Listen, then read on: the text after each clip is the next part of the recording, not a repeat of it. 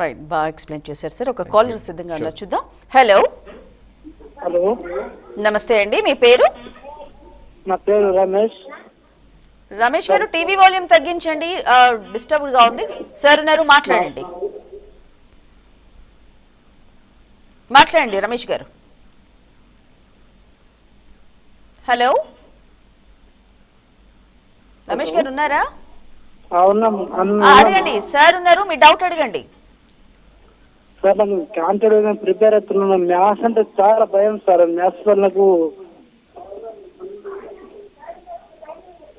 చెప్పండి, మీకు భయం ఎందుకు వస్తుంది? భయం ఎక్కడ వస్తుంది సార్? నాకు మ్యాథ్స్ అంటే భయం సార్. దాన్ని చెయ్యాలనుకుంటున్నా కానీ ఎన్నో వీడియో చూస్తున్నా యూట్యూబ్లో, కానీ నాకు అసలు మీరు వీడియో రమేష్ గారు, మీరు వీడియోలు చూడడం మూలన, ఎక్కువగా చదవడం మూలన, వినడం మూలన మీకు భయం అనేది పోదండి. మీరు ఎప్పుడైతే పేపర్ తీసుకుని ఆ ప్రశ్న సాల్వ్ చేయడం మొదలెడతారో అప్పుడు మీకు భయం పోతుంది. మీరు ప్రతిరోజు కూడా 10 కూడికలు, 10 తీసివేతలు, 10 ఎచవేతలు, 10 భాగాహారాలు ఇవి మీరు ప్రాక్టీస్ చేయండి. ఇవి చేసినప్పుడు మీకు ఒక వారం 10 రోజులు అయ్యేసరికి మెల్లిగా కాన్ఫిడెన్స్ వస్తుంది. కాన్ఫిడెన్స్ ఎప్పుడు కూడా ఎవరో ఒకటి తీసుకొచ్చి మీ జేబులో పెట్టరండి. కాన్ఫిడెన్స్ అనేది మీరు చేసేటువంటి పనుల వల్ల వస్తుంది. మీ యాక్టివిటీస్ వలన మీకు కాన్ఫిడెన్స్ అనేది లోపల నుంచి వస్తుంది. సో దానికి ఆ యాక్టివిటీస్లో మీరు ఇన్వాల్వ్ అయినప్పుడు ఖచ్చితంగా ఇంప్రూవ్మెంట్ అనేది వస్తుందండి. చూడండి, మన జీవితం అంతా కూడా నెంబర్స్తోనే ముడిపడి ఉంది. మీ ఫోన్కి ఒక నెంబర్ ఉంది, మీ ఇంటికి ఒక నెంబర్ ఉంది, మీకు 10th క్లాస్లో వచ్చిన మార్క్స్కి ఒక నెంబర్ ఉన్నాయి. సో ప్రతి చోట నెంబర్స్తో మనం దాన్ని ఇన్సెపరబుల్ రిలేషన్ అనేది మనకు ఉంటుంది. మన నెంబర్ లేకుండా మనం బతకలేం. ప్రతిరోజు కూడా మీరు డబ్బులు ఖర్చు పెడితే మనం ఎంత ఇవ్వాలి, మనకు తిరిగి ఎంత రావాలని కూడా చూస్తారు కదా. సో అక్కడ కూడా ఒక రకంగా ఒక సబ్ట్రాక్షన్ అనేది జరుగుతుంది, రైట్? మీరు డిస్కౌంట్ అడిగితే 10% ఇవ్వంటే 10% ఎంత అవుతుందో మీకు తెలుస్తుంది. మీరు ఎక్కడికైనా ట్రావెల్ చేస్తుంటే నేను 50% ట్రావెల్ చేశాను, 25% ట్రావెల్ చేశాను అని మనం చెప్తాం. ఏదైనా ఒక బండి మీద వెళ్తుంటే ఒక బండికి ఎంత కిలోమీటర్ మైలేజ్ వస్తుందంటే నా బండికి ఒక 40 కిలోమీటర్ పర్ లీటర్ వస్తుందని కేఎంపీఎల్ అని చెప్తాం. సో నెంబర్స్ ఎప్పుడు కూడా మన జీవనంతో అలా అనుగుణంగా ఉంటాయి. అవి ఖచ్చితంగా పెనవేసుకుపోయి ఉంటాయి. కాబట్టి మనం వాటి గురించి ఎందుకు భయపడాలి? మీతో ఉండేవి జీవితాంతం కూడా నెంబర్స్ అనేవి ఉంటాయి. కాబట్టి మీరు నెంబర్స్ని వ్యతిరేకించకండి, నెంబర్స్ని ప్రేమించండి. అలా ప్రేమించినప్పుడు మీకు ఈ భయం అనేది మెల్లిమెల్లిగా దూరం అయిపోతుంది. ఒక రోజులో వస్తుందని నేను చెప్పాను, కానీ మీరు ఒక్కటి అర్థం చేసుకోండి, నాకు నెంబర్స్ అంటే ఇష్టము అని మీరు రోజు చెప్పుకోండి. అలా చెప్పుకుంటూ ఉంటే మీకు తెలియకుండానే వాటి మీద అభిమానం అనేది కలుగుతుంది. ఆ తర్వాత ఇంట్రెస్ట్ అనేది మెల్లిగా పెరుగుతుంది. ఇవి పాటించండి, మీరు ఖచ్చితంగా మీకు భయం అనేది పోతుందండి. Right sir.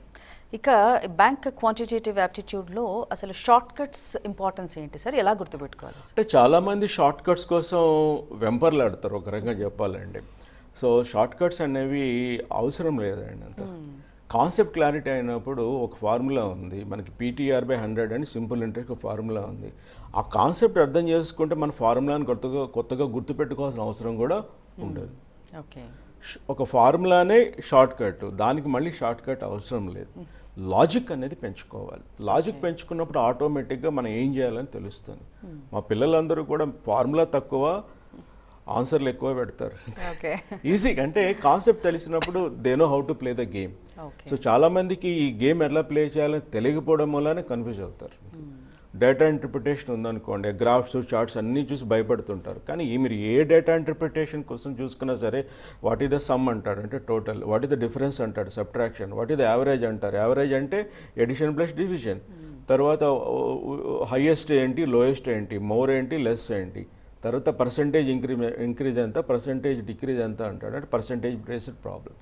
ఇవే ఉంటాయి ప్రశ్నలు. సో ఇవి ఒక్కొక్క దానికి ఒక్కొక్క అప్రోచ్ ఏంటో మనకు తెలియాలి. చాలామందికి ఏంటంటే ఒక టాపిక్లో ఈ ప్రశ్న వచ్చిందంటే ఈ ప్రశ్నకి నా అప్రోచ్ ఏంటి, అంటే ఈ టాపిక్కి నా అప్రోచ్ ఏంటి అని వాళ్ళు క్లియర్గా ఉన్నప్పుడు ఎగ్జామినేషన్లో వాళ్ళు ఎలా వచ్చినది ఈజీగా చేసేస్తారు.